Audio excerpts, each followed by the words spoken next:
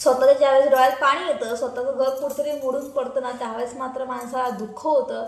आणि ज्यावेळेस दुसऱ्याचं घर आपण मोडतो, दुसऱ्याचं आयुष्य ज्यावेळेस आपण बर्बाद करतो, त्यावेळेस मात्र माणसाला आनंद होतो. खूप जगामध्ये अशी माणसं आहेत ज्यांना दुसऱ्याचं वाईट करून आनंद मिळतो. तर नमस्कार, मी कांचन आपल्या चॅनल तुम्हा सर्वांचं मनापासून स्वागत करत आहे. आणि आपण आज नेमकं कशाबद्दल बोलणार आहोत हे तुम्हाला व्हिडिओच्या थांबल्यावरून कळालंच असेल अगदी. तर आज आपण विषय घेणार आहोत मराठी कपल साक्षी आणि परमवीर यांच्याबद्दल.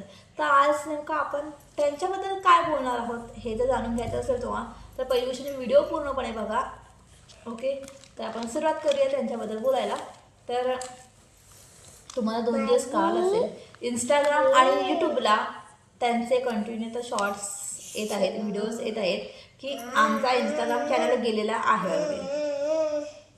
ओके, तर 9,34,000 फॉलोअर्स असलेलं त्यांचं चॅनल आज गेलं आहे. ते चॅनल 2 दिवस त्यांचं चॅनल गेलेलं आहे. आणि 2 दिवस कंटिन्यू त्या नवरा बायकोचे व्हिडिओज येत आहेत अगदी रडण्याचे वगैरे. मला आता याबद्दल आपण नेमकं काय बोलणार ते बरं तुम्हाला सांगते मी. ज्यावेळेस ही लोक अगदी शून्यातून, ज्यावेळेस खूप लोक त्यांचे फॉलोअर्स आहेत, सबस्क्रायबर आहेत, त्यांना माहीत असेल त्याने सुरुवात कुठून केली. ऊस तोडीपासून त्यांची सुरुवात झाली होती अगदी. आणि ऊस तोडीपासून सुरुवात करून आज स्वतःचं घर अक्षय पात्राच्या घरात कोण राहत होती आणि आता स्वतःचं छानसं घर त्यांनी बांधलेलं आहे. एवढंच स्वतःची 4 व्हीलर पण त्याने घेतलेली आहे अगदी छानपैकी.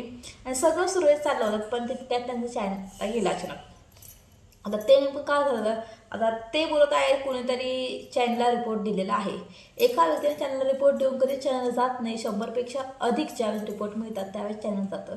तर 100पेक्षा अधिक त्या चॅनल रिपोर्ट द्यायला नेमकं तुम्ही असं केलेलं काय होतं. पहिली गोष्ट म्हणजे तुम्ही शून्यातून विश्व निर्माण केलं की नाही. जे सबस्क्रायबर आहेत तुम्हाच्या जीवावरतीच ते लोक आज मोठी झालेले आहेत. सबस्क्रायबर फॉलोअर्स आहेत त्यांच्या जीवावर तुम्ही मोठे झालात की नाही. ज्यावेळेस तुम्हाला गरज असते त्यावेळेस तुम्ही कंटिन्यू 10 वेळा बोलत असता. यूट्यूबचे सबस्क्रायबर म्हणजे आमची फॅमिली, इंस्टाग्रामचे फॉलोअर्स म्हणजे आमची फॅमिली, म्हणजे आम्ही लोक तुमची फॅमिली आहोत, बरोबर की. मग मला सगळं फॅमिली मेंबरचं कोणी वाईट करतं का? अर्थात नाही करत, अर्थात नाही करत. आणि ज्यावेळेस आपण जे स्वतः पुढे जातो की नाही त्यावेळेस आपण नेहमी विचार करतो की म्हणजे फॅमिलीतला एक माणूस असंच पुढे जावं. आज इंस्टाग्रामला तुम्ही एवढ्या रील्स करताय, मी कंटिन्यू बघते त्यांचे प्रमोशन. फक्त नाही बघा या गेमबद्दल 4,000 भरले, 5,000 भरले, एवढे पैसे मिळाले, तेवढे पैसे मिळाले. अरे गेम खेळून जर माणूस खरंच मोठा होत असेल ना तर पहिली गोष्ट मी तुमचं चॅनल गेलं तर खूप उत्तम झालं. उलट चॅनल गेलं ते तुम्ही चॅनल नवीन ओपन करू नका. आता दुसरं एक चॅनल आहे साक्षी म्हणून ना, ज्या चॅनलवर तुम्ही रील करता की नाही ते चॅनल देखील तुम्ही बंद करा. एवढंच नाही तर हे यूट्यूबशी चालवत आहे ना तुम्ही, ते यूट्यूब देखील तुम्ही बंद करा. आता मी असं नेमकं का बोलते तर ऐकून घ्या. तुम्ही लोकांना सांगता की नाही हा गेम खेळा, तो गेम खेळा, एवढे पैसे मिळाले, तेवढे पैसे मिळाले.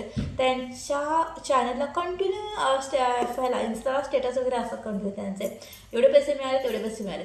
एवढे पैसे मिळत आहेत ना, मग तुम्ही कशासाठी मेहनत करताय यूट्यूब इंस्टाला. तुम्ही पण खेळा की गेम, तुम्ही पण पैसे कमवा की नाही. तुम्ही अजून आता लाखो रुपये कमवून तुम्ही श्रीमंत झाल्या, उद्या अजून करोडो रुपये कमवून तुम्ही श्रीमंत व्हा.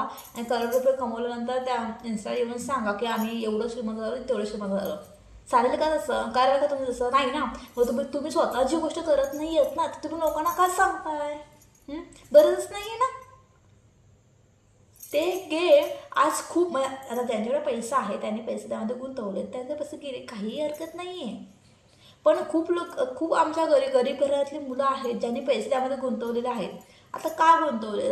आता इथे खूप लोक येऊन कमेंट्स करतील त्याने ॲडव्हर्टाइजमेंट केली, पण ज्यांनी पैसे गुंतवले त्याला कळलं पाहिजे होतं असं बोलते. पण त्या लोकांना मला सांगणं आहे कसं असतं माहिती आहे का, खूप गरीब घरातली मुलं आहेत, खूप शिक्षण घेत आहेत, चांगले आईवडील शेती मोलमजुरी करून त्यांना शिकवत आहेत. अगदी शिकवतात, भरपूर काही शिकवतात. अगदी हे कर, ते कर, हे कोर्स कर, ते कोर्स कर, छान नोकरी लागेल म्हणून. आणि नोकऱ्या शेवटी मिळत नाहीत. आता खूप लोक असतात खूप मुलं असतात ज्यांच्या अंगावरती घराची, आईवडिलांची, आपल्या बहिणीची जबाबदारी असते. मग त्या मुलांनी काय करावं? कंपन्यामध्ये 10-12 हजार रुपये कमवून आजकाल घरचं भागत नाही आहे.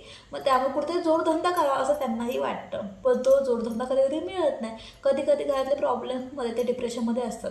मग त्यांना वाटतं की कसं काय करू नेमकं की पैसे मला मिळतील. आणि त्या डिप्रेशनमध्ये असताना अशा काही फालतू लोकांची ॲडव्हर्टाइजमेंट समोर येतात आणि त्यांना वाटतं की बाबा चला आपण ह्याला 3 वर्ष झालं फॉलो करतोय. म्हटलं अर्थात जसं तुम्ही आम्हाला म्हणता की नाही तुम्ही आमची फॅमिली आहात, तसं आम्ही तुम्हाला कुठेतरी आमच्या फॅमिलीला मेंबर मानत असतो. आणि म्हणून तुमच्या व्हिडिओ बघून आम्ही कुठेतरी तुमच्यावर ट्रस्ट ठेवतो आणि आम्ही ते गेम डाउनलोड करतो. त्यामध्ये नकळत का होईना 1-2 रुपये मिळता आमचे अक्षरशः आम्ही कमवलेले पैसे देखील त्यामध्ये घालून आम्ही हे करतो. अगदी खूप लोकांना त्याच्यामुळे हे करा फास बीस घ्यावे लागते अक्षरशः, म्हणजे जीव द्यावा लागतो खूप मुलांना अक्षरशः. जेव्हा फॅमिलीची जबाबदारी सांभाळता आपण कुठे जोडधंदा मिळावा म्हणून तर गेम खेळायला लागतो आणि त्या गेममुळे कुठेतरी आपलं आयुष्य बरबाद होते. खूप मुलांचंच झालेलं, खूप उदाहरणं आहेत अगदी.